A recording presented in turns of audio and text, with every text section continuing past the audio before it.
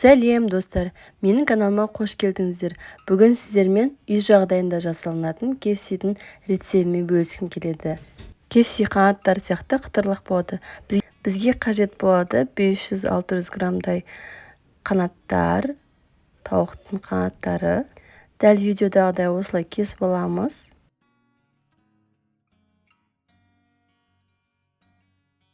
Бір ас қасық зәйтүн майын құямыз.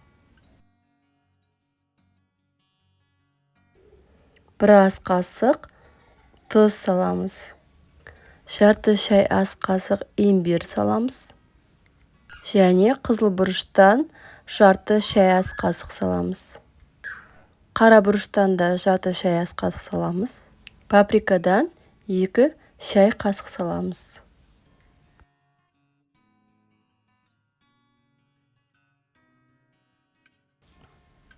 Жақсылап араластырып аламыз. Және 500 мл мұздай су құямыз.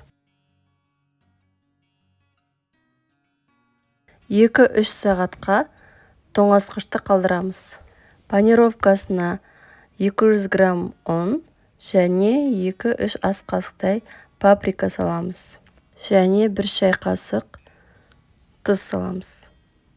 Жақсылап араластырамыз. Клярына 2 жұмыртқа саламыз. Мен сосын тағы да қостым жұмыртқа. Және тұздан саламыз шым-шым. 2-3 ас қасықтай ұн қосамыз. Және 2 ас қасық су құямыз.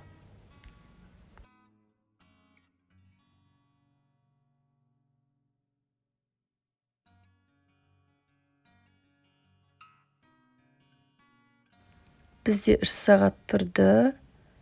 Енді панировкаға бәрін салып шығамыз.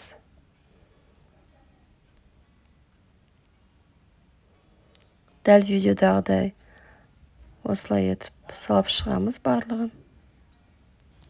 Кезекпен осы клярға осылай малып шығамыз.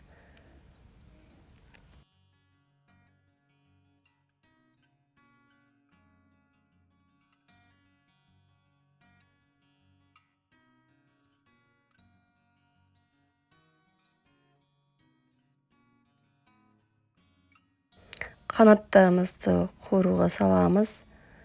3-4 минуттай қуырылу керек. Отты бірінші қыздырып аламыз қатты қып.